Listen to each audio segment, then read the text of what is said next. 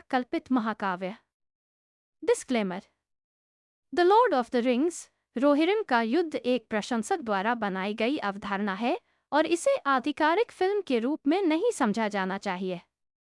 यह अवधारणा the lord of the rings श्रृंखला की मौजूदा कथा और पात्रों के आधार पर बनाई गई है, जो उन संभावनाओं पर विचार करती है जिन्हें आधिकारिक फिल्म में खोजा जा सकता है।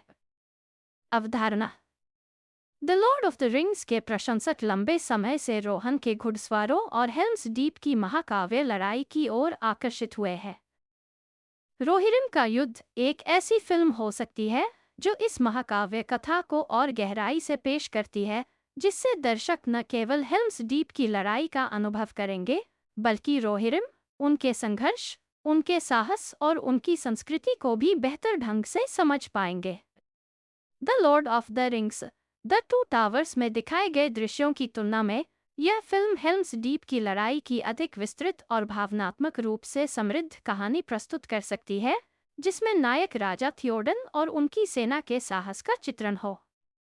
यह अवधारणा उस शक्ति, नेतृत्व और बलिदान को उजागर कर सकती है जो रोहन के लोगों को परिभाषित करती है। कथानक। फिल्म की शुरुआत द टू टावर्स की घटनाओं के तुरंत बाद हो सकती है, जहां रोहन के लोगों को फिर से संगठित होने और अपने अस्तित्व के लिए एक और भयंकर लड़ाई का सामना करना पड़ रहा है।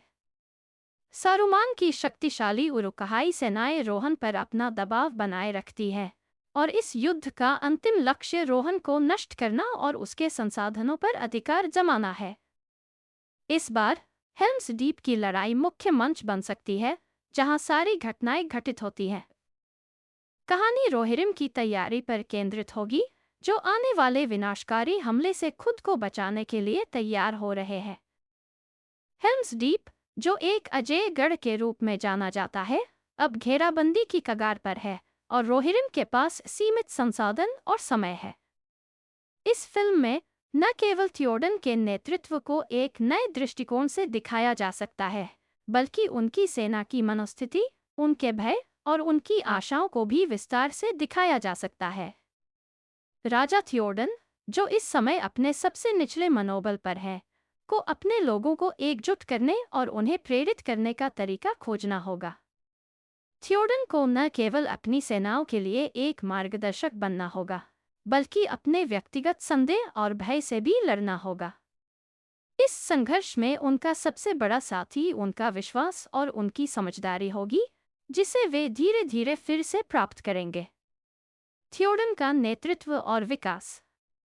किंग थियोडन के चरित्र में एक गहरा परिवर्तन हो सकता है, जहां वह एक थके हुए और भ्रमित शासक से एक शक्तिशाली और प्रेरक नेता में बदलते हैं। जब हम थियोडन को द टू टावर्स में देखते हैं, तो वह एक ऐसे व्यक्ति के रूप में दिखाए जाते हैं जो अत्यधिक मानसिक और शारीरिक बोझ से जूझ रहे हैं। गैंडाल्फ के हस्तक्षेप के बाद थियोडन अपने पुराने स्वरूप में लौट आते हैं, लेकिन फिर भी उनकी आत्मा और नेतृत्व की पूरी क्षमता अभी तक उजागर नहीं हुई है। रोहिरम का युद्ध उन्हें इस यात्रा में दिखा सकता है, जहां वे अपने भीतर की शक्ति को पहचानते हैं और अपने लोगों का मार्गदर्शन करते हैं।